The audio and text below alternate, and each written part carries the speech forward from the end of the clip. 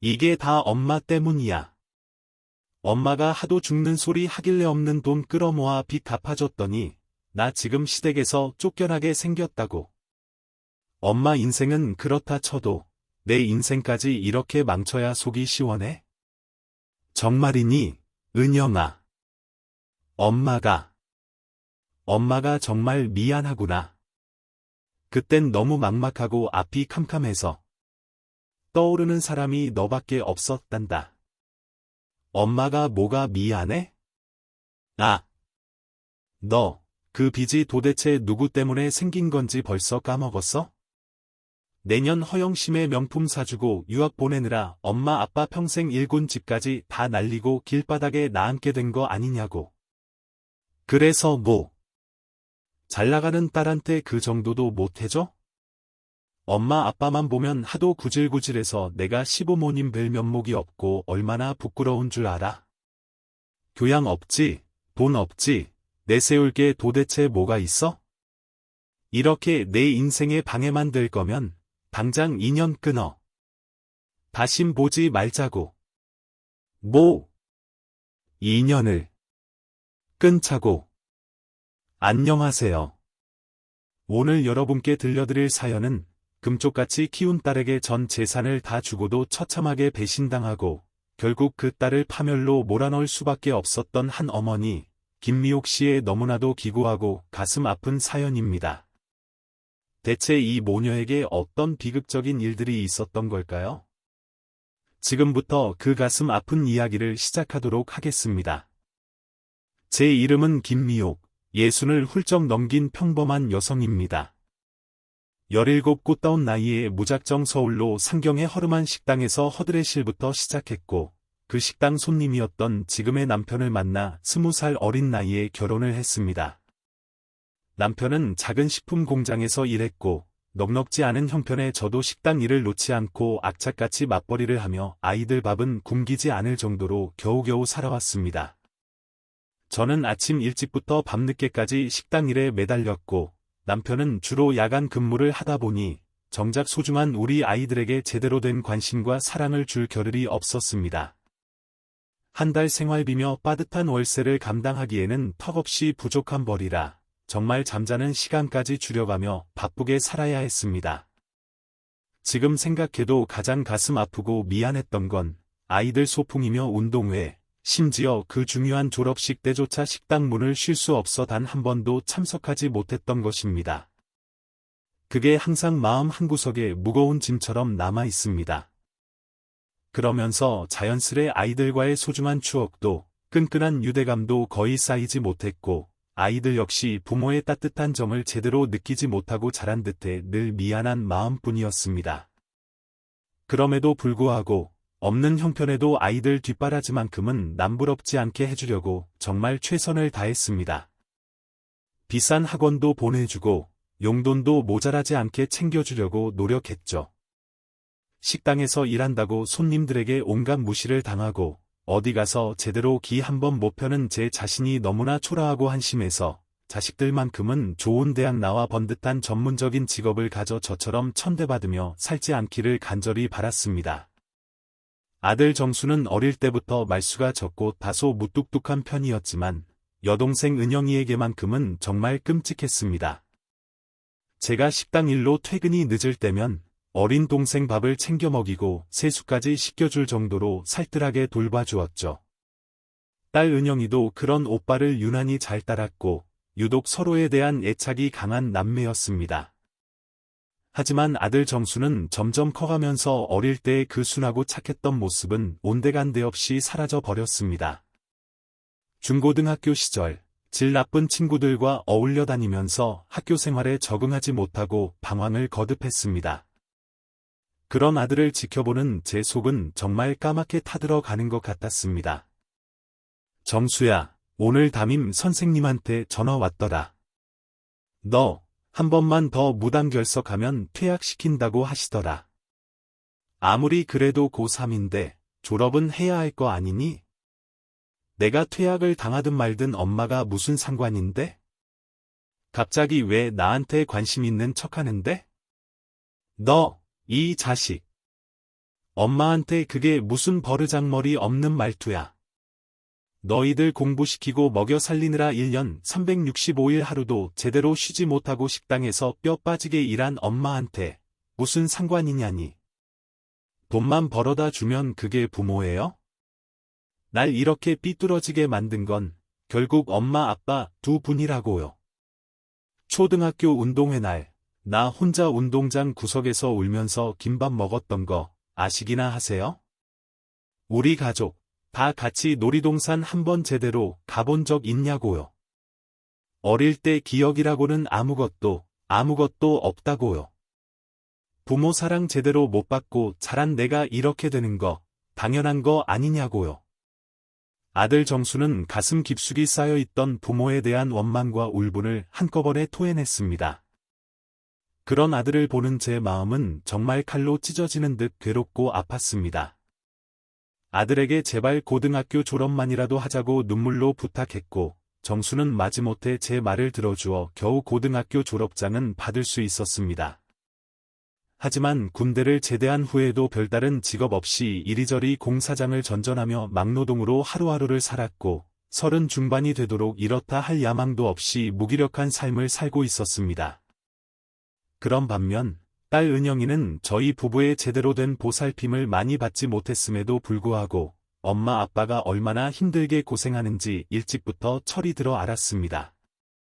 힘들게 일하고 지쳐서 들어오면 온갖 애교를 부리며 저희의 피로를 싹 잊게 하는 비타민 같은 저희 부부에게는 정말 큰 활력소가 되어 주었습니다. 공부도 곧잘 해서 초중고 내내 전교에서 1등을 놓친 적이 없을 정도로 착실하고 성실한 모범생이었습니다. 결국 자신이 그토록 원하던 명문대학교에 당당히 진학했고, 대학 재학 중에 그 어렵다는 세무사 시험에 덜컥 합격해서 졸업 후에는 국내 굴지의 대기업 재무팀 세무사로 당당히 취직을 했습니다. 저처럼 살지 않기를 그토록 간절히 바랐던 대로 성공 가도를 힘차게 달리고 있는 딸이 너무나 자랑스럽고 대견했습니다. 우리 딸, 오늘 하루도 일하느라 정말 수고 많았어.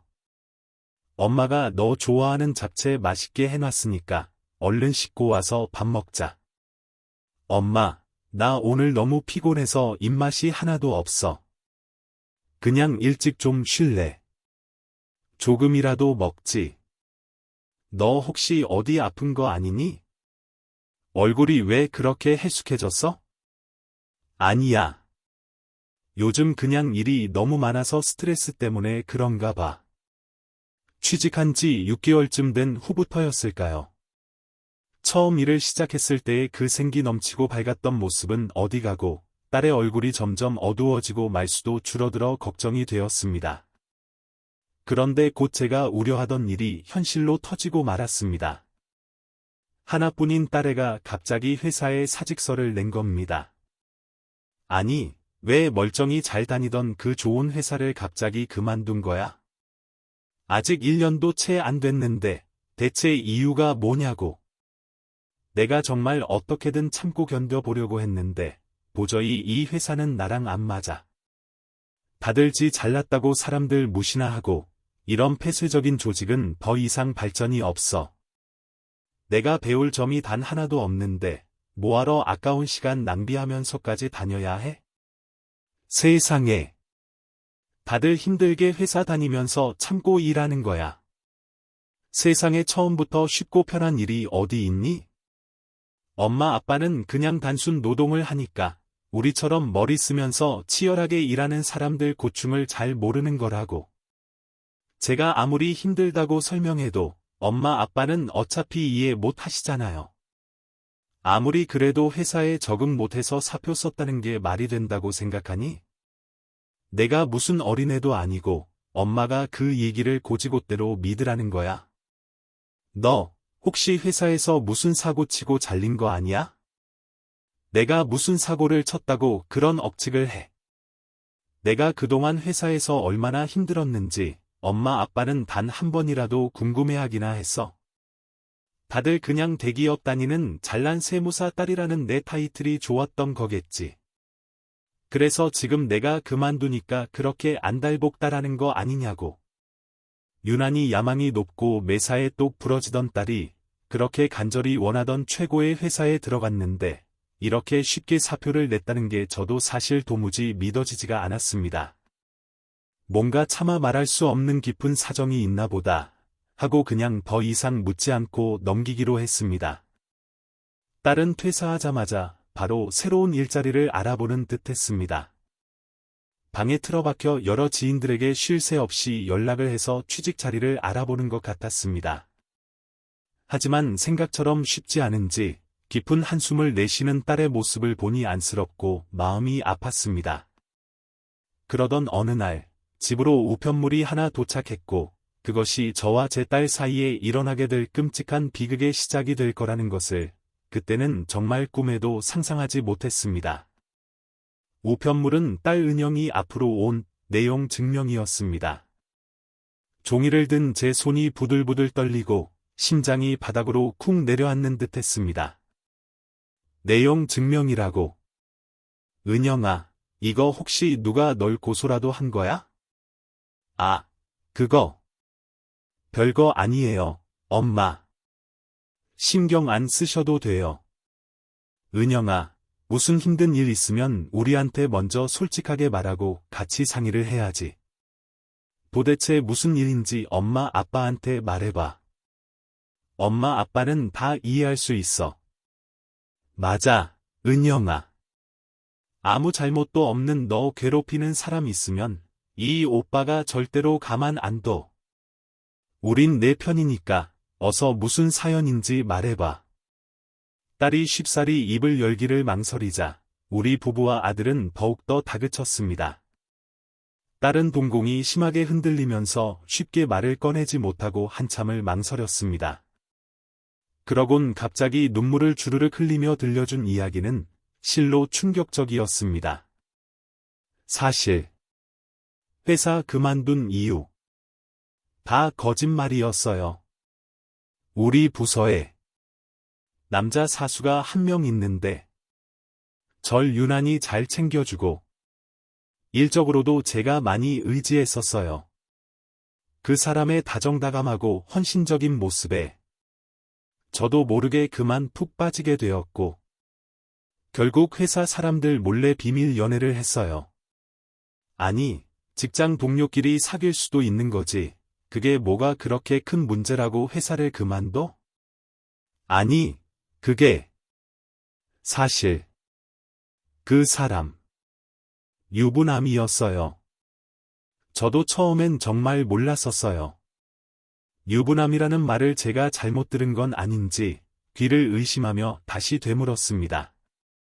심지어 아이까지 있는 아빠라는 말에 전 머리가 어지럽고 온몸에 힘이 빠져 휘청거릴 정도였습니다.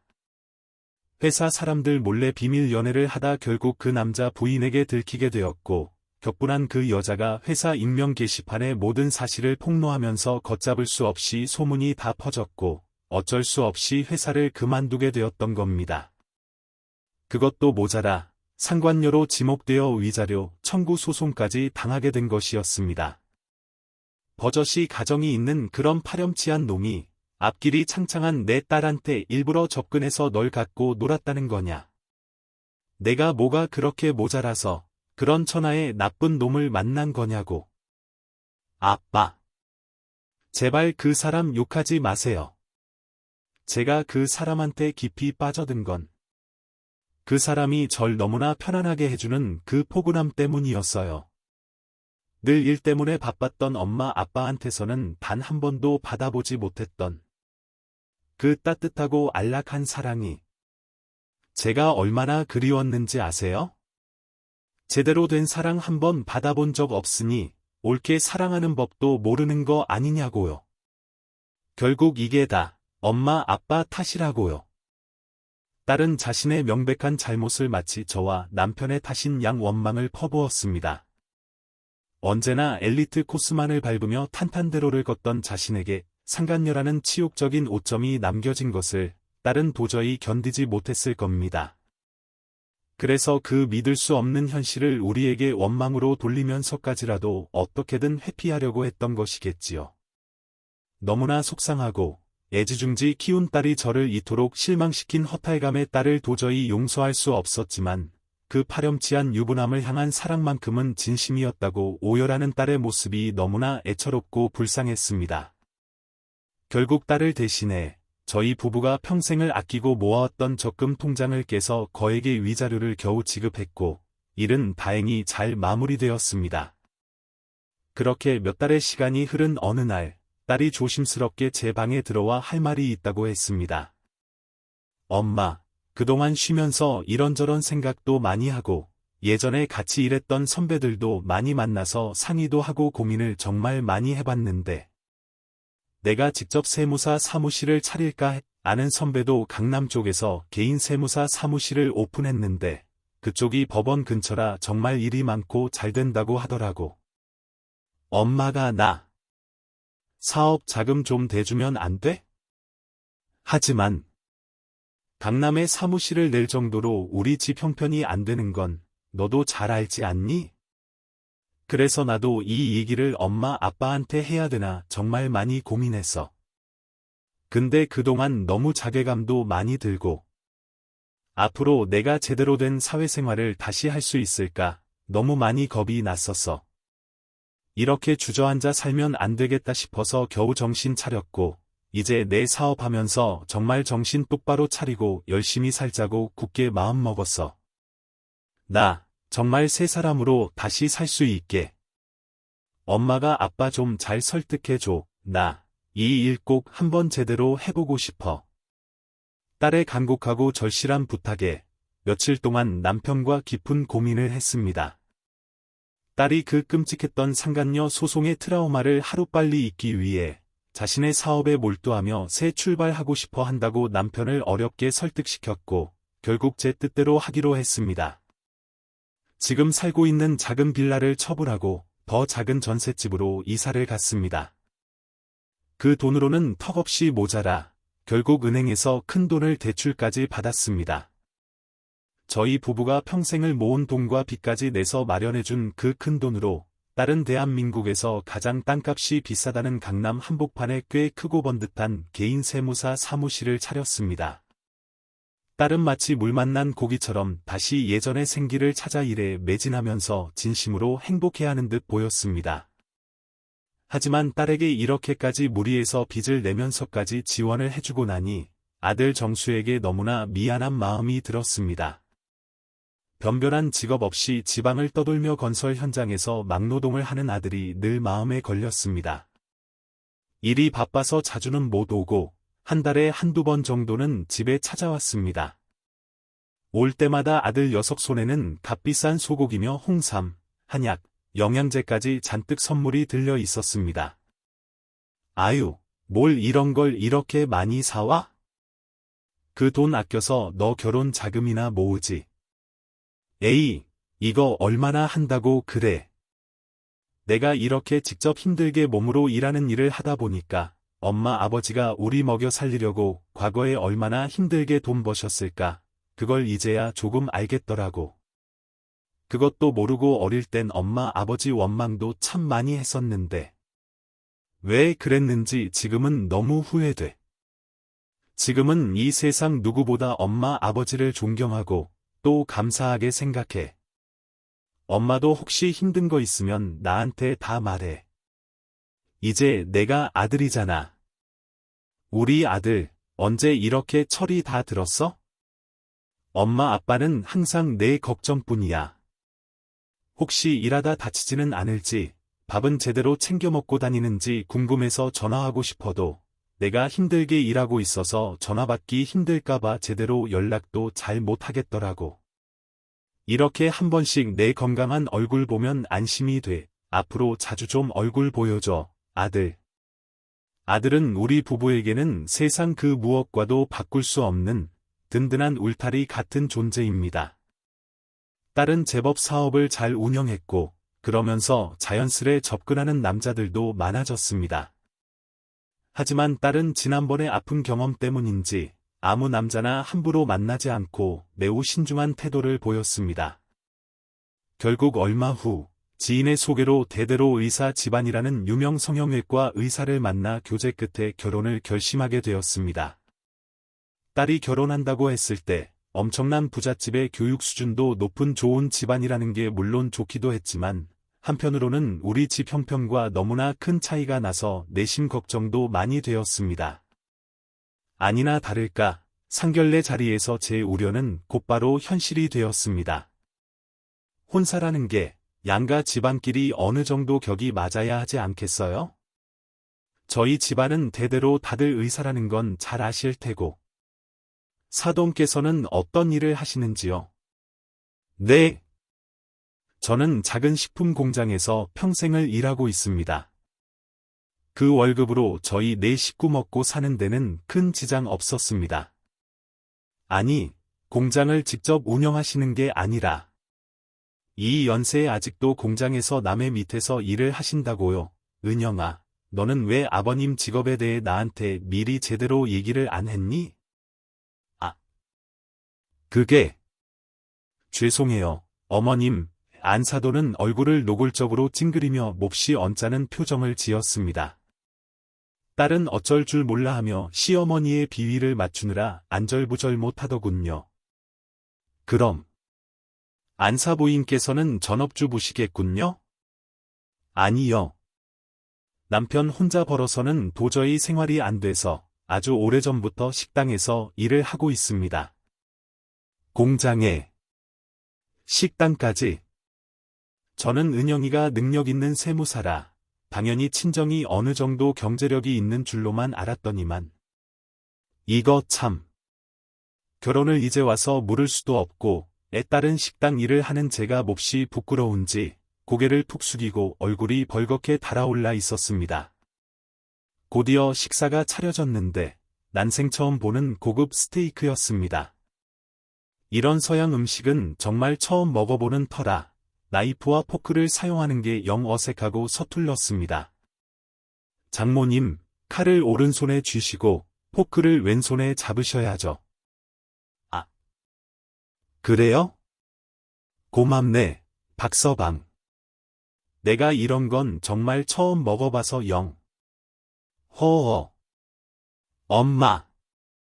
진짜 왜 그래? 그걸 꼭 그렇게 먹어봐야 알아? 그냥 좀 차분하게 자르면 되잖아. 딸은 기품 있고 우아한 시부모와 달리 계속 실수하고 허둥대는 저와 남편을 보며 내내 인상을 찌푸리고 눈치를 주더군요. 식사가 거의 끝나갈 무렵 안사돈이 드디어 입을 열었습니다. 자, 그럼 본론부터 말씀드리죠. 여기 이 종이에 적힌 게 저희가 바라는 혼수 품목이니까 이대로만 해오시면 됩니다. 아니, 사돈, 이렇게나 많이요.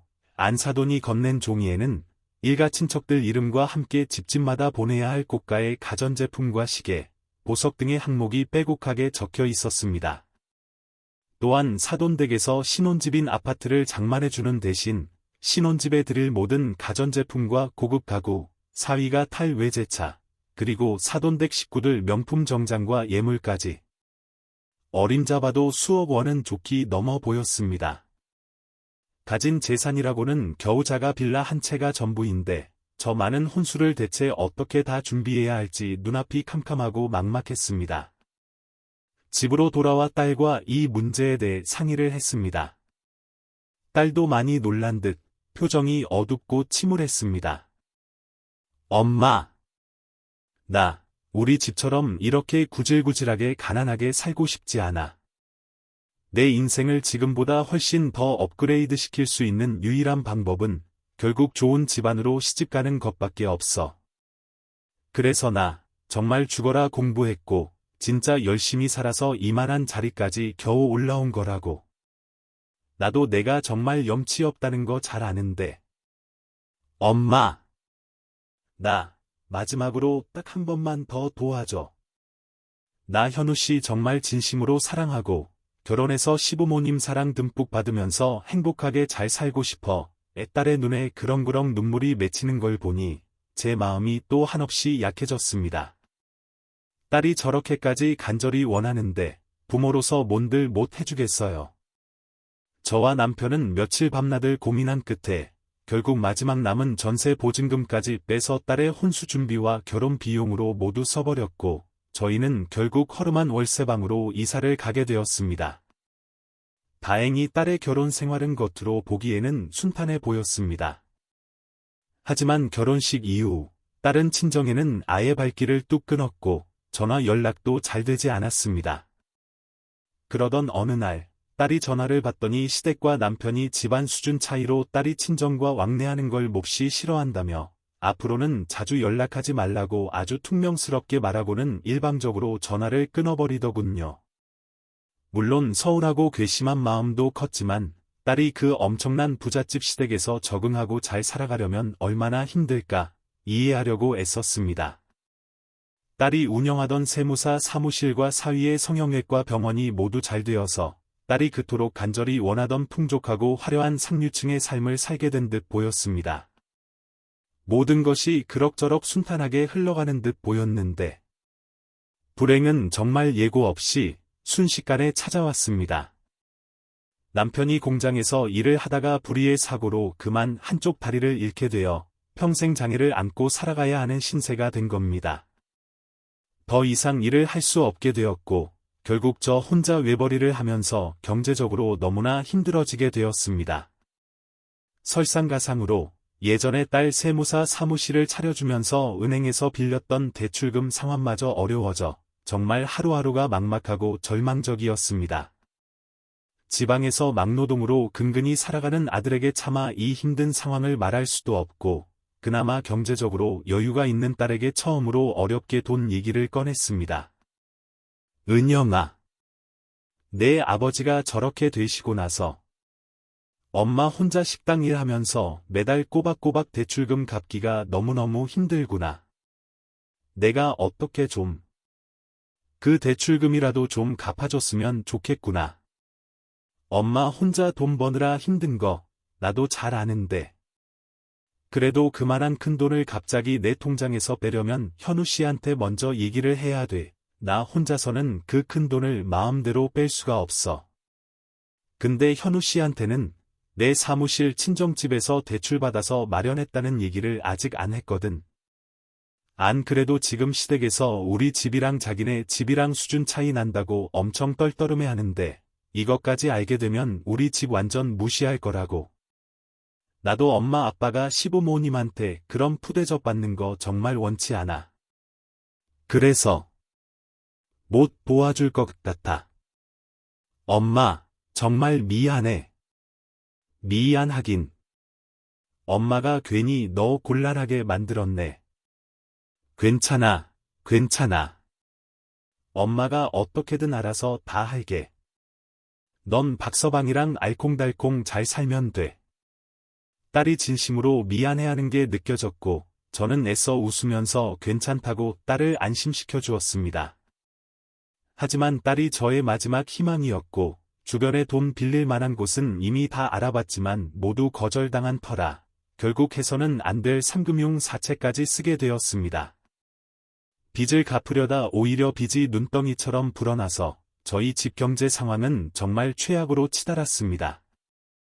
지방에서 일하던 아들 정수가 오랜만에 집으로 온 날 너무나 힘든 나머지 술기운을 빌려 아들에게 지금 저희가 처한 빚 때문에 너무나 힘겨운 상황 얘기를 자기도 모르게 꺼내고 말았습니다. 전 그냥 가슴이 답답해서 하소연만 하려는 것이었는데 그 얘기를 들은 아들이 갑자기 극대노를 하더군요. 아니, 자기 때문에 엄마 아버지가 빚까지 내가면서 그 비싼 강남에 세무사 사무실 떡하니 차려줬더니 그깟 대출금을 못 갚아준다고? 그게 지금 말이 된다고 생각해, 엄마? 은영이도 다 나름대로 사정이 있더라고. 걔도 마음 아파하면서 나한테 정말 미안하다고 했어. 누가 봐도 엄마 아버지는 이제 어떻게 되든 나 몰라라 하는 거 아니냐고. 나 이대로는 도저히 못 참아. 제가 아무리 말려도 격분한 아들은 제 손을 뿌리치며 당장이라도 무슨 일을 저지를 것처럼 동생 은영이를 찾아갔습니다. 저대로 아들 혼자 보냈다가는 정말 무슨 사단이라도 날 것 같아서 저도 황급히 아들을 따라 나섰습니다. 아! 하는영. 내가 그러고도 인간이야. 엄마가 오죽 답답하고 힘들었으면 너한테 그 대출금 얘기까지 꺼냈겠어. 그런데 그걸 나 몰라라 하고 못 갚아준다고?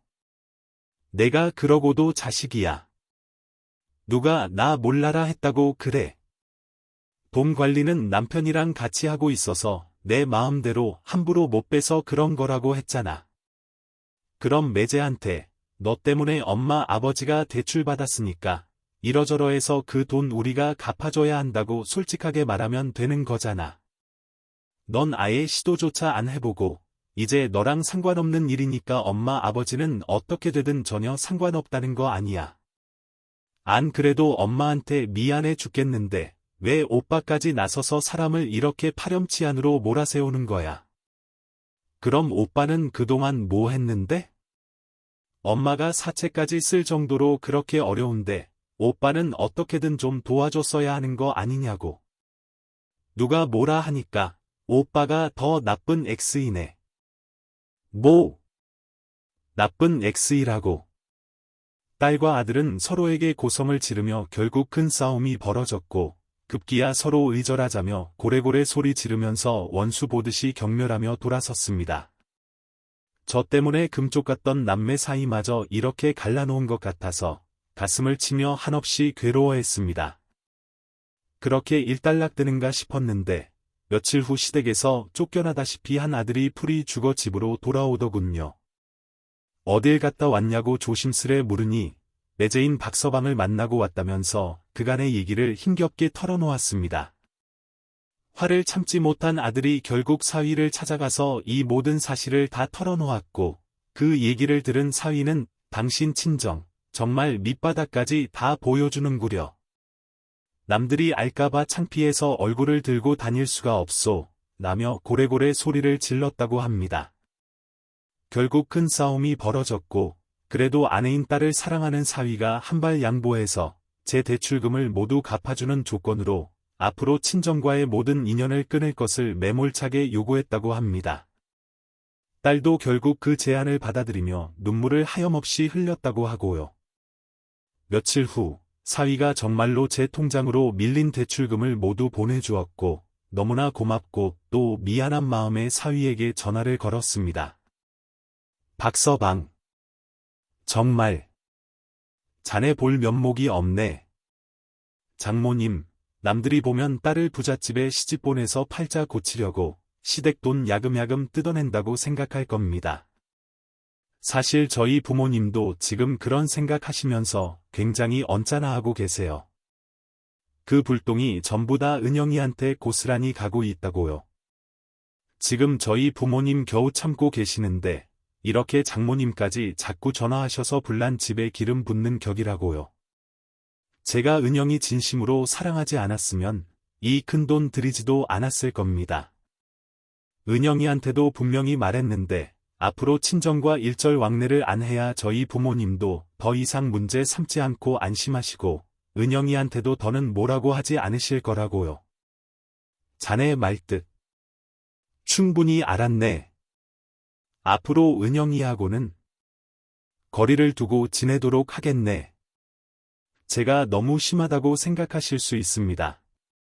은영이한테도 친정 부모와의 관계를 완전히 끊으라고 했더니 며칠 동안 상심해서 밥도 제대로 못 먹고 기운이 하나도 없더라고요. 제 마음도 너무 안 좋아서 어떻게든 은영이 기분을 좀 풀어주려고 지금 살고 있는 아파트 명의를 은영이 단독 명의로 변경해 줬습니다. 전 은영이한테 정말 진심이고 저희 부부 진짜 아무 탈 없이 행복하게 잘 살고 싶어요. 그 마음만이라도 좀 알아주셨으면 합니다. 우리 딸. 그렇게까지 잘 챙겨줘서 정말 고맙네. 나 대신 우리 은영이 잘 좀 부탁하네. 제가 딸에게 다가갈수록 오히려 딸이 더 힘들어지고 불행해진다는 사위의 그 말에 명치가 너무나 아려오고 숨이 막혔습니다. 저 때문에 딸과 시댁과의 갈등이 더욱더 심해진다는 것을 알게 된 후, 전 결국 마음의 깊은 병을 얻게 되었습니다. 입맛이 없어 음식을 잘 먹지도 못하고 하루 종일 방에 누워서 지내니 남편과 아들이 제 걱정에 안절부절 못했습니다. 머릿속엔 자꾸만 사위가 했던 그 냉정한 말이 매정하게 맴돌았습니다. 부모 자식 간의 천륜인 왕래를 끊으라는 그 말은 제 목숨을 빼앗는 것과 같은 엄청난 고통이었습니다. 사위가 너무 화가 나서 그냥 한 말이겠지 하며 애써 스스로를 위안하면서 시간이 조금 지나면 분명히 딸을 다시 만나게 해줄 거라고 그렇게 생각했습니다. 그러던 어느 날 남편의 생일을 며칠 앞두고 아들이 거의 반송장처럼 누워만 있는 저를 억지로 일으켜 세우며 다그치듯이 말하더군요. 엄마! 그렇게 속으로만 끙끙 앓지 말고 은영이 보고 싶으면 그냥 시원하게 전화 한번 해. 그쪽 집안이 얼마나 대단한 집안인지는 모르겠지만 도대체 왜 자기들이 뭔데 나서서 친정하고 연락을 끊으라 마라 그런 막말을 하냐 이 말이야. 마침 아버지 생신이시니까 다 같이 밥이나 먹으러 오라고 전화하면 되잖아. 아니야, 정수야. 현우가. 내가 자꾸 연락할수록 은영이가 더 힘들어지고 곤란해진다고 했단 말이야. 괜히 나랑 통화하다가 사돈한테 들키기라도 하면 어떡해. 걱정하지 마. 내가 이미 은영이 번호 눌렀으니까 지금은 이제 돌이킬 수 없어. 엄마가 직접 통화해. 한참 동안 길고 긴 신호음이 울리더니 마침내 딸이 전화를 받았습니다. 몇 달 만에 듣는 딸의 목소리란 말인가. 얼마나 반갑고 그리웠는지 저도 모르게 눈물이 그렁그렁 맺히더군요.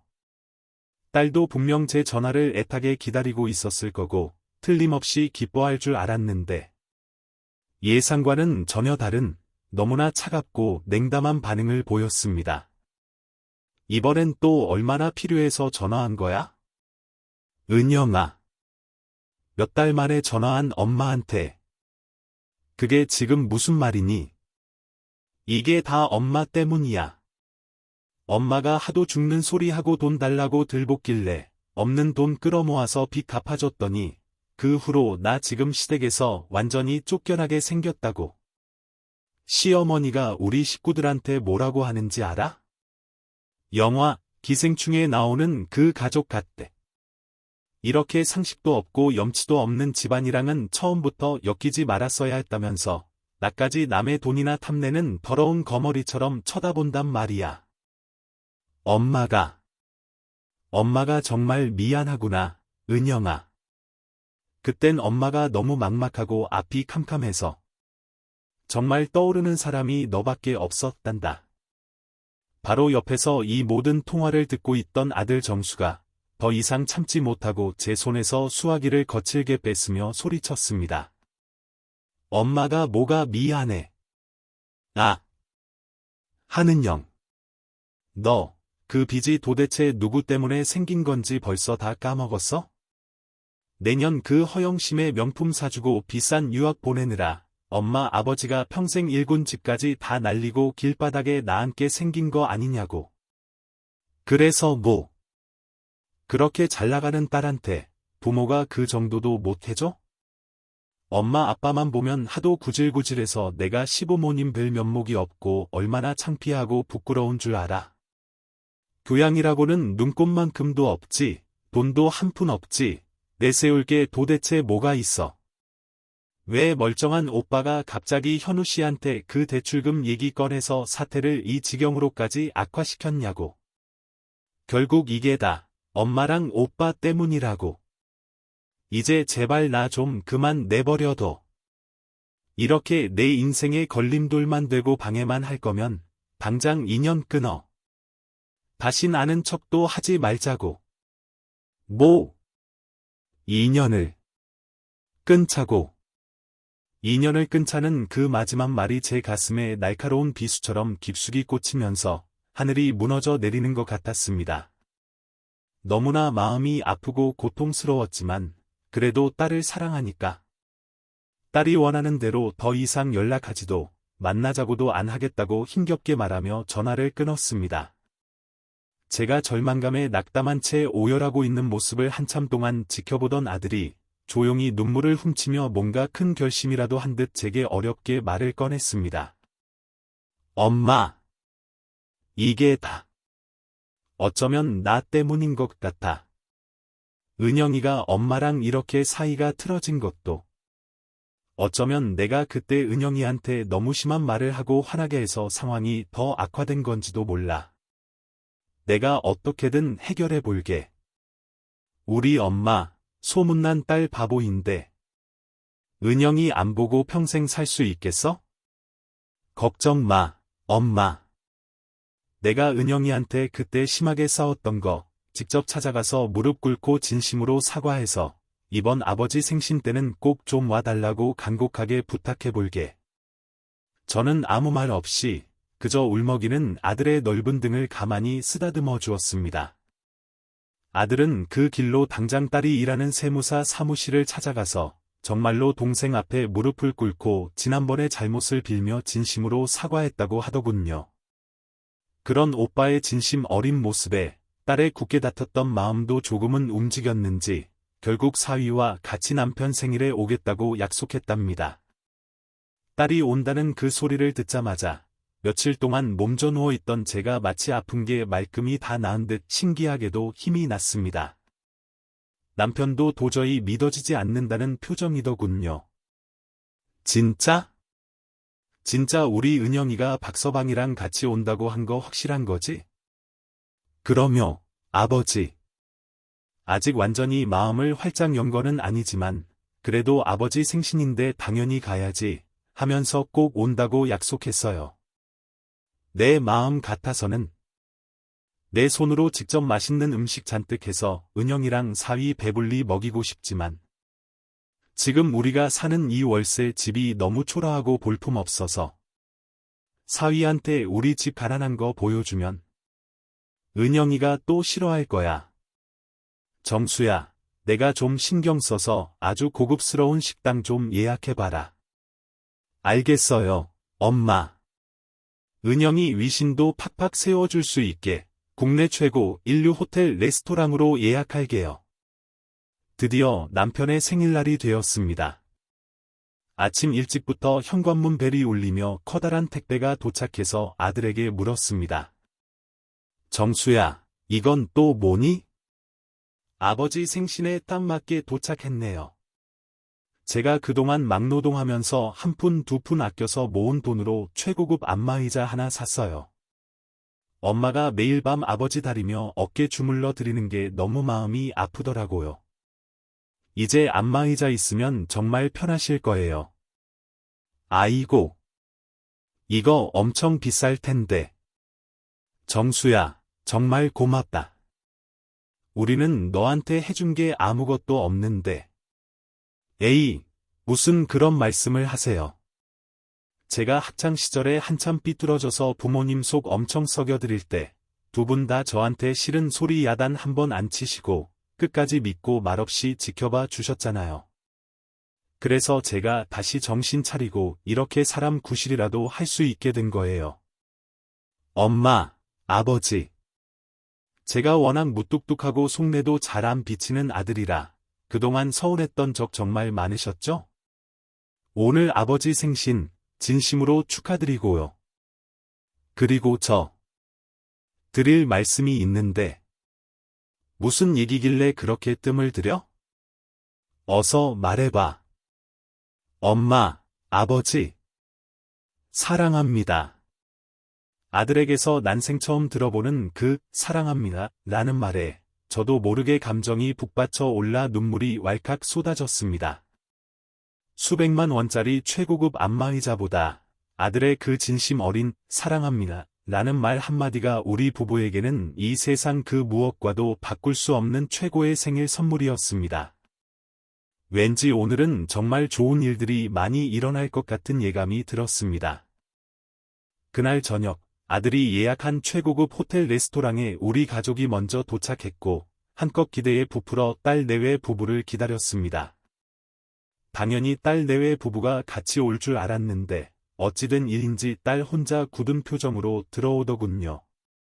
사위가 같이 오면 정말 좋았을 텐데 하는 아쉬움과 실망감이 밀려왔습니다. 사위는 갑자기 급한 응급수술이 잡혀서 부득이하게 못 왔다고 했지만 그게 사실이 아니라는 걸 알면서도 애써 믿는 척했습니다. 딸은 아직도 마음의 앙금이 다 안 풀렸는지 내내 뾰로통한 표정으로 저희 얼굴은 쳐다보지도 않고 말도 거의 하지 않더군요. 식사 내내 분위기가 어색하고 썰렁해졌고 아들이 어떻게든 분위기를 좀 띄워보려고 농담을 던졌습니다. 은영이 너 혹시 서프라이즈라도 준비한 거야?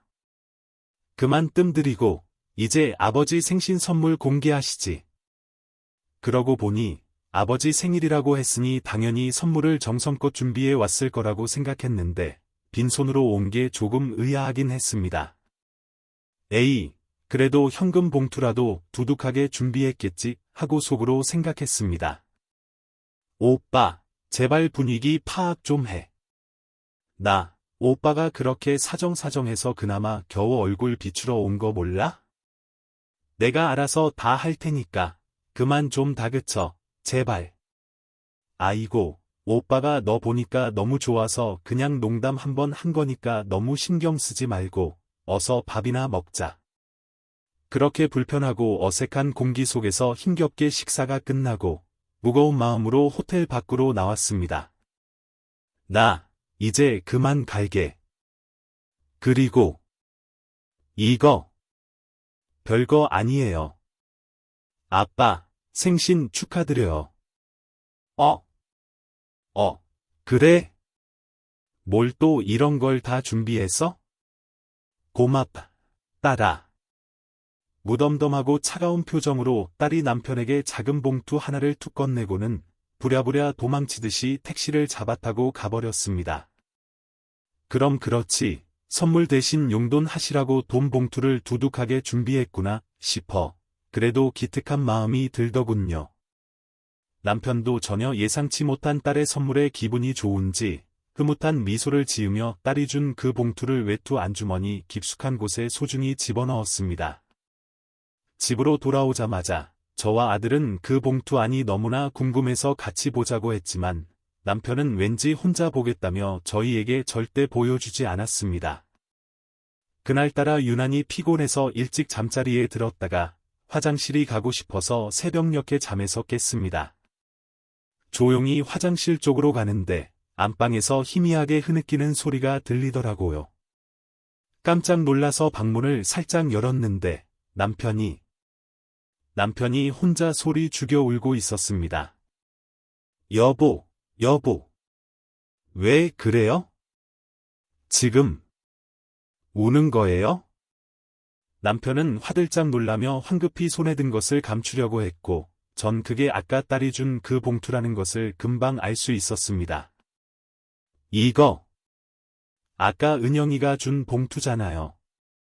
봉투 열어본 거예요.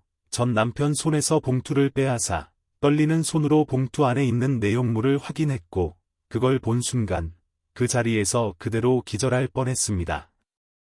그건 다름 아닌 구두 상품권, 그것도 10만 원짜리 한 장과 5만 원짜리 한 장이 전부였습니다. 딸에게 전 재산을 다 주고 빚까지 얻어가며 겨우 신분 상승하게 해준 그 대가가 고작 싸구려 구두 상품권 2장이라니. 너무나 기가 차서 헛웃음이 나오더군요. 그것도 10만 원짜리 2장도 아니고 5만 원짜리라니. 이건 저와 남편, 그리고 딸에게 무릎까지 꿇어가면서 사과했던 아들의 그 진심마저 송두리째 짓밟아버린 너무나도 엄청난 모욕이었습니다. 자신의 성공을 위해 부모를 헌신짝처럼 이용하고 그 하늘 같은 고마움도 모르는 파렴치한 딸에게 순간 참을 수 없는 분노가 치밀어 올랐습니다. 그 구두 상품권을 보는 순간 아들과 제 눈은 이성을 잃고 돌아갔고 무슨 수를 써서라도 반드시 딸을 파멸시켜야겠다는 처절한 복수심이 온몸을 휘감았습니다. 순간 머릿속에 한 가지 생각이 섬광처럼 스쳐 지나갔습니다. 그건 바로 평생 딸년을 그림자처럼 따라다니며 괴롭힐 그 주홍글씨 상간녀라는 세 단어였죠. 마음 같아서는 당장이라도 사위에게 달려가서 딸의 그 추악한 비밀을 속 시원하게 폭로하고 싶었지만 그걸로는 제 분이 도저히 풀리지 않았습니다. 딸을 위해 지원했던 그 모든 돈을 단 한 푼도 남김없이 다 돌려받을 생각으로 차근차근 치밀한 복수 계획에 착수했습니다. 딸에게 전화를 걸었지만 딸은 일부러 전화를 받지 않았고 저와 아들은 결국 딸 부부가 사는 초호 아파트로 직접 찾아갔습니다. 마지못해 현관문을 열어준 딸에게 저는 차분하지만 단호하게 제 계획을 털어놓았습니다. 너, 이 애미 애비 가슴에 피눈물 흘리게 해놓고 어디 밥이 넘어가고 잠이 오더냐. 내 아빠가 그 구두 상품권 2장을 손에 꼭 쥐고 절규하던 그 모습을 생각하면 내가 지금도 피가 거꾸로 솟는다. 용돈 안 주고 겨우 그깟 구두 상품권 줬다고 지금 그거 따지려고 여기까지 온 거야? 이렇게 자꾸 돈 달라고 질척거리지 좀 말라고 했잖아. 너 아직도 정신 못 차렸구나. 내가 엄마 아버지 위해서 내 마지막 남은 자존심까지 다 버리고 너한테 빌고 또 빌면서 사과까지 했는데 넌 역시 변할 애가 아니라는 걸 이제야 똑똑히 알았어. 좋아. 눈에는 눈, 이에는 이. 똑같이 갚아줄게. 이 뻔뻔한 것 같으니라고. 아직도 내가 우리한테 무슨 짓을 저질렀는지 그 심각성을 전혀 모르고 있네. 좋아. 내가 아주 뼈저리게 깨닫도록 해줄게. 내가 아까 말한 대로 이제 본격적으로 내가 너한테 줬던 그 모든 돈 하나도 빠짐없이 다 받아내려고 한다. 너, 강남에 세무사 사무실 차려주면서 팔았던 우리 집 빌라. 당장 오늘 자현 시세대로 계산해서 돈 갚아. 뭐? 부모 자식 간에 무슨 돈을 갚으라는 거야. 그거 다 엄마가 나 좋아서 그냥 준 거잖아. 아직도 내가 뭘 잘했다는 거지. 내가 정말 이렇게까지는 안 하려고 했는데. 너의 그 뻔뻔하고 파렴치한 행실을 보니 최후의 방법을 쓸 수밖에 없겠네. 좋다. 딱 한 달 시간 줄 텐데 그때까지 그 돈 안 갚으면 내가 과거에 유부남이랑 놀아나서 상간녀 소송까지 걸렸던 그 추잡한 얘기 내 남편이랑 시부모한테 모조리 다 까발리겠어. 엄마. 지금 제정신이야? 정신이 어떻게 된 거 아니냐고. 그 얘기를 지금 여기서 왜 꺼내? 딸년 치부를 어떻게든 덮어줄 생각은 안 하고 그걸로 지금 날 협박하겠다는 거야? 그게 그렇게 싫으면 당장 엄마 아버지 돈부터 갚아. 그 돈 안 갚으면 내가 절대로 가만 안 있어. 딸은 처음에는 길길이 날뛰며 분노했지만 시간이 지날수록 자신의 그 추악한 과거가 시댁에 알려질까 봐 몹시 전전긍긍하는 듯했습니다. 그 후로도 몇 번이고 딸이 제게 전화해서 저와 아들에게 제발 그것만은 말하지 말아달라고 눈물로 애원했습니다. 결국 겁이 잔뜩 난 딸은 예전에 사위에게서 명예 이전받았던 그 아파트를 남편과 시부모 몰래 급하게 부동산에 내놓아 매각한 후 그 돈으로 제게 빌라 값을 모두 갚았습니다. 엄마. 이거. 박서방이랑 시부모님은 전혀 모르는 일이야. 내가 이 아파트 몰래 판 거 알면 나 정말 그날로 바로 쫓겨나. 엄마 빌라 팔았던 돈 오늘 자현 시세대로 계산해서 한 푼도 안 빼고 고스란히 다 갚았으니까. 이제 제발 나 좀 그냥 내버려둬.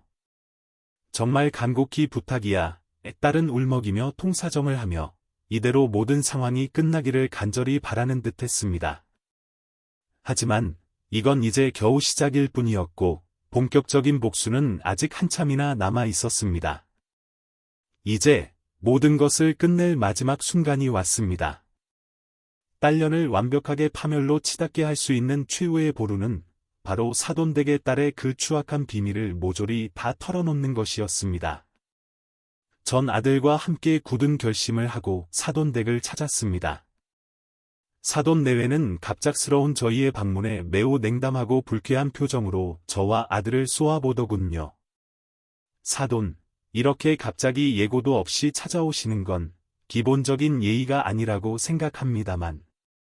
아무리 채통머리 없는 집안이라곤 하지만 이건 너무 경우가 없으시네요. 대체 무슨 그렇게 중요하고 급한 일이라는 거예요? 제가 평생 무덤까지 갖고 가려고 했던 제 딸년의 비밀인데 도저히 더는 숨길 수가 없어 이렇게 털어놓게 되네요. 제 딸 은영이가 박서방과 결혼하기 전에 아주 추잡한 과거가 있었어요. 같은 직장에서 근무하는 유부남과 부적절한 관계를 맺고 살림까지 차려서 결국 그 부인에게 발각되어 상간녀 위자료 청구 소송까지 당했었습니다. 자, 잠깐만요. 사돈, 지금 뭐라고 하셨어요? 우리 며느리가 상간녀였다고요? 그걸 알면서도 우리한테 감쪽같이 속이고 이렇게 뻔뻔하게 결혼을 했다는 겁니까? 두 분이 제 동생년의 그 더러운 실체를 너무나 모르셔서 오죽 답답하고 분통이 터졌으면 저와 엄마가 이렇게 직접 찾아와서 모든 걸 폭로하겠습니까? 이것뿐만이 아니에요. 은영이가 강남에 세무사 사무실 차려달라고 졸라대서 저희 부모님이 평생 사시던 집까지 팔고 결국엔 허름한 월세방으로 옮겨 살게 되었다고요. 그리고 결혼할 때도 그쪽에서 요구한 그 무리한 혼수해준다고 또 빚을 얻게 되면서 평생 부모님 등골이나 빼먹고 사는 천하의 나쁜 년이에요. 이거 완전 사기 결혼 아니에요. 근본도 없는 애를 우리 집 재산 보고 일부러 접근해서 결혼시킨 거 아니냐고요. 사돈 어른. 지금 말씀이 너무 심하신 거 아닙니까? 우리가 무슨 거지 새끼들이에요? 사돈댁 집안은 또 얼마나 대단하고 잘났길래 박서방이 의사인 게 무슨 대단한 벼슬이라도 된다고 만날 때마다 수준이 안 맞네, 격이 떨어지네 하면서 우리 가족을 얼마나 무시하고 깔봤는지 아세요? 제 동생년 하나 잘 살게 해보겠다고 저희 엄마 아버지 그 온갖 수모와 멸시당하면서도 겨우겨우 참아왔던 거라고요. 아들은 막말을 서슴지 않는 사돈에게 격분하여 서로 언성을 높이며 감정이 격해졌습니다. 이런 가짜는 얘기할 거면 이제 그만 돌아가세요. 그쪽 구질구질한 사돈 집안 얘기 단 한마디도 더 듣고 싶지 않습니다. 사돈댁과는 전혀 관련 없는 일이니까 들을 필요도 없다는 거네요. 그럼 이 얘긴 좀 흥미가 있으실까요? 은영이가 박서방이 딸 앞으로 명예 이전해준 그 강남 아파트를 남편 몰래 팔아서 전세로 돌리고 그 돈으로 저한테 빚 갚은 거 혹시 알고는 계세요? 뭐라고요? 남편 몰래 그 비싼 집을 마음대로 팔았다고요? 이거 완전 천하에 둘도 없는 사기꾼 아니야. 우리 집 재산 야금야금 다 빼돌리려고 처음부터 돈 보고 결혼한 거 아니냐고. 어쩐지 내가 얘 처음 봤을 때부터 뭔가 음흉하고 마음에 안 들더라니. 그 결혼 처음부터 말렸어야 했어. 사돈은 주체할 수 없는 울분을 터뜨리며 딸의 그 이중성에 치를 떨며 경멸했습니다. 사돈댁을 나오면서 속이 다 후련했지만 한편으로는 마음 한구석이 쓰라리고 아팠습니다. 아들도 어릴 때 그토록 둘도 없이 서로 아껴주고 의지했던 여동생과의 소중했던 순간들이 떠올라 마음이 많이 아프다고 하더군요. 허한 마음을 애써 감추며 딸이 나락으로 떨어지는 그 비참한 모습을 덤덤히 지켜봤습니다. 아무것도 모른 채 안심하고 있을 딸에게 이제 곧 다가올 거대한 쓰나미 같은 재앙을 미리 대비하라고 경고해주러 딸네 집을 다시 찾았습니다. 딸은 이제 저와 아들 얼굴만 봐도 마치 귀신이라도 본 것처럼 경기를 하며 소스라치게 놀라더군요. 아니, 왜 또 왔어? 엄마랑 오빠 얼굴만 보면 나 이제 불안해서 죽겠단 말이야. 내가 다 잘못했다고 했잖아. 아직도 뭐가 더 남은 거야. 제일 큰 게 아직 남아있지.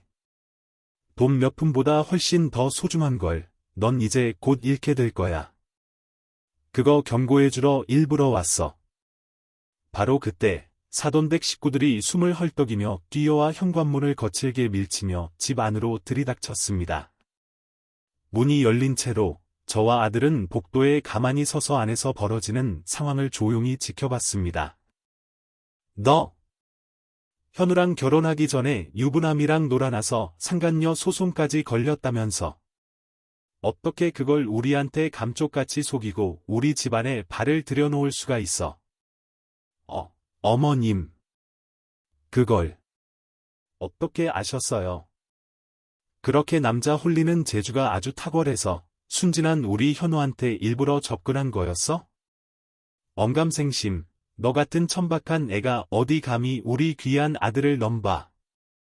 아들이 너 좋다고 사랑한다길래 내가 마지못해 모른 척 넘어가 줬더니 이젠 시댁 무서운 줄도 모르고 내 마음대로 우리 집 재산에까지 손을 대? 여보. 엄마가 한 말. 다 사실 맞아요. 나 도저히 믿을 수가 없어요. 이 녀석아. 내 마누라가 얼마나 괘씸하고 파렴치했으면 사돈께서 직접 오셔서 다 얘기해 주시더라. 친부모 등골까지 빼먹는 천하에 둘도 없는 폐류나 같은 년. 잘못했어요. 저 현우씨 정말 진심으로 사랑해서 결혼한 거지 절대로 돈 보고 일부러 접근한 건 아니에요. 제발 좀 믿어주세요. 하는영, 넌 내 마지막 믿음까지 산산조각 내버렸어. 그 아파트는 너와 나 사이에 이미 갈라진 그 균열을 어떻게든 다시 회복해보려는 내 마지막 간절한 마음으로 너에게 준 일종의 담보 같은 거였어. 그런데 그걸 내 마음대로 그렇게 손을 댔다는 것 자체가 이제 더 이상 너와는 한 집에서 단 하루도 같이 못 살 것 같아. 현우 씨. 그게 무슨 말이야? 아파트. 당신 몰래 처분한 거. 정말 미안해. 엄마랑 오빠가 날 자꾸 협박해서. 나도 정말 어쩔 수 없이 판 거야. 우리도 현우 생각과 똑같다. 이제 넌 더 이상 우리 집안 사람 아니야. 당장 이혼해. 딸은 눈물범벅이 된 채 바닥에 무릎을 꿇고 시부모와 사위에게 싹싹 빌더군요. 하지만 세 사람의 표정은 얼음장처럼 냉랭하기만 했습니다. 곧 이혼 서류 정식으로 날아갈 거야. 그리고 아파트 명의 멋대로 몰래 판 건 어엿한 범죄 행위인 거 알지? 사기죄로 형사소송까지 걸 거니까 단단히 각오하고 준비해. 현우 씨. 내가 다 잘못했어. 내가 앞으로 열심히 일해서 그 돈 전부 다 갚을게. 제발. 이혼은 절대 안 돼. 우리 서로 이렇게 사랑하는데. 이렇게 허무하게 헤어질 수는 없어. 나. 처음에는 장인어른, 장모님, 그리고 형님이 정말 너무하다고 생각했었거든. 근데 너의 그 추악한 실체를 다 알고 나니 정말 소름 끼치고 끔찍해. 장모님, 대출금 못 갚아서 하루에도 수십 번씩 대부업체에서 협박 전화 와서 너무 놀라고 무서워서 청심환 드시면서 밤에 잠도 제대로 못 주무실 정도로 그렇게 힘드셨다는데. 넌 눈 하나 깜짝 안 하고 돈 없다면서 차갑게 외면했잖아. 그건 길 가는 모르는 사람한테도 해서는 안 될 정말 이기심의 끝판이라고. 너한테 가족이란 건 그저 너 자신의 성공을 위한 하찮은 디딤돌일 뿐이잖아. 문밖에서 이 모든 대화를 듣고 있는데 저도 모르게 눈물이 하염없이 흐르더라고요. 그렇게 착하고 예뻤던 내 딸이 어쩌다 이렇게 부모 형제도 몰라보는 무서운 괴물이 다 되었는지 가슴 한편이 너무나 아려왔습니다. 딸의 처절한 흐느끼는 소리를 뒤로 한 채 무거운 발길을 돌렸습니다. 딸은 결국 시댁에서 쫓겨나 이혼을 당했고 명백한 유책 사유가 인정되어 위자료도 단 한 푼도 받지 못했습니다. 또한 남편 몰래 아파트를 매각한 문제로 전 남편에게 거액의 손해배상 소송까지 당해 아파트를 처분했던 금액을 고스란히 다 갚으라는 판결이 내려졌습니다. 딸은 결국 운영하던 세무사 사무실과 수중에 있던 모든 재산을 다 정리하고 나서야 겨우 돈을 변제할 수 있었고 그야말로 하루아침에 빈털털이 알거지가 되었습니다. 한때 찬란하게 빛나던 딸의 삶은 그렇게 한순간에 나락으로 떨어졌고 갈 곳도 의지할 곳도 없는 처지가 되었습니다.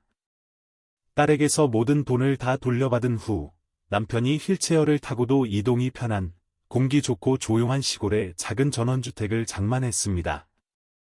푸르른 잔디와 집 앞에서 시원하게 불어오는 바람, 그리고 맑고 상쾌한 공기를 맡으니 그동안 쌓였던 모든 시름을 다 잊게 만드는 것 같았습니다. 아들은 그동안 해왔던 건설 일용직을 그만두고 평소 좋아하던 목공 기술을 체계적으로 배워서 작은 가구 공장에 번듯하게 취직했습니다. 다시 찾아온 평온하고 소박한 일상을 보내던 어느 날, 초췌한 모습의 딸이 불쑥 저희를 찾아왔습니다. 엄마, 나 왔어. 돈도 한 푼 없고, 이제 정말 갈 곳도 없어. 나, 여기서 엄마 아빠랑 같이 살면 안 될까? 빈털털이 알거지 되니까, 이제야 생각나는 게 엄마 아빠밖에 없더냐? 나, 그렇게 호락호락한 사람 아니야. 내가 지금 무슨 낯짝으로 여길 다시 찾아와? 또 무슨 더러운 수작 부리려고 온 거냐고. 당장 내 눈앞에서 사라져. 돌아가. 저와 아들은 아직도 딸에 대한 분이 다 풀리지 않은 상태라 냉정하고 매몰차게 쫓아내려 했습니다. 하지만 그때 남편이 한쪽 다리를 목발에 힘겹게 의지에 절뚝이며 걸어와 딸을 따뜻하게 안아주었습니다. 은영아. 잘 왔다. 정말 잘 왔어. 내 딸아. 얼마나 고생이 많았을꼬. 어서 들어가자. 응? 여보. 예. 또 무슨 짓 할지 모른다고요. 그렇게 호되게 당하고도 아직도 얘를 믿어요? 맞아요, 아버지. 은영이가 엄마 아버지한테 저지른 그 끔찍한 짓들을 생각하면 지금도 피가 거꾸로 솟는다고요. 오빠. 나. 정말 충분히 반성했고, 이제 절대로 그런 어리석은 짓 안 해. 나, 한 번만 더 믿어줘. 제발. 여보. 은영이가 우리한테 어떤 딸이었소? 초등학교 때부터 전교 1등 놓치지 않아서 우리를 얼마나 기쁘게 해줬소. 돈 많은 집 애들도 가기 힘들다는 그 명문대에 떡하니 입학했을 때 우리 식구 다 같이 삼겹살 파티하면서 또 얼마나 좋았소. 그것뿐이요? 그 어렵다는 세무사 시험도 단번에 덜컥 붙어서는 온 동네방네 자랑하고 다녔잖소. 지금 이렇게 가만히 생각해보면 그래도 은영이가 우리를 참 많이 웃게 해줬소. 공장 일, 식당 일로 평생 웃을 여유조차 없이 바쁘게만 살았던 우리가 그래도 지금까지 버틸 수 있었던 건 다 우리 자식들 때문이었잖소. 여보. 우리 은영이 그냥 받아줍시다. 남편의 간곡한 부탁으로 전 결국 마음의 문을 열고 딸을 용서하게 되었고 다시 같이 살게 되었습니다. 부모 자식 간의 천륜이라는 건 역시 이렇게 쉽게 끊을 수 없는 건가 봅니다. 다시 예전에 그 다복하고 화목했던 모녀 사이로 돌아와 작은 일상의 소소한 행복도 함께 나누며 지난날의 그 악몽 같았던 기억들을 조금씩 잊어가고 있었습니다. 그러던 어느 날 우연히 서재 책장에 꽂혀있던 아주 낡은 가족 앨범을 발견했고 딸과 함께 앨범을 보며 예전에 소중했던 추억에 잠시 젖었습니다. 그때 앨범 사이에 낯익은 봉투 하나가 꽂혀 있더라고요. 어디서 많이 본 듯한 봉투인데 기억이 가물가물했습니다. 아, 이 봉투. 나 알겠다. 이거. 내가 예전에 아버지 생일 때 줬던 그 봉투잖아.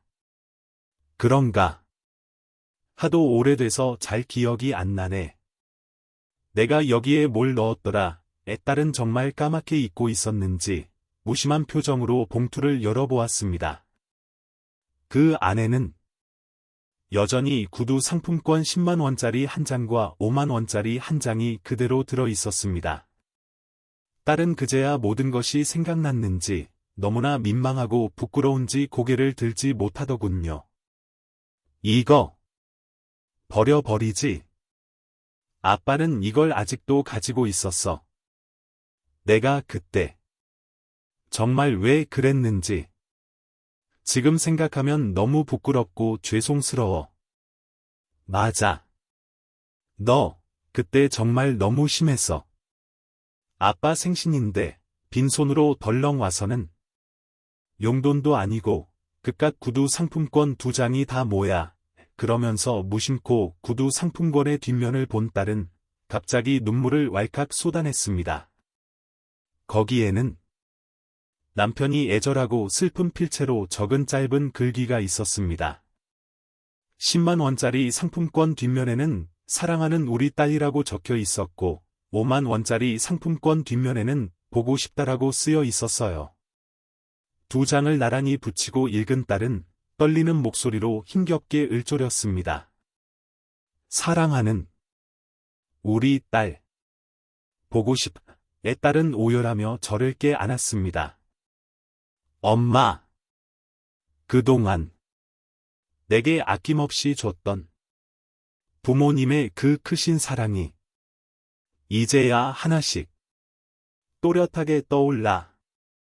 엄마 아빠는 내게 모든 걸 다 줬는데 난 고작 해준 게 이 구두 상품권 2장뿐이었어. 아빠가 그때 얼마나 마음이 아프셨을까?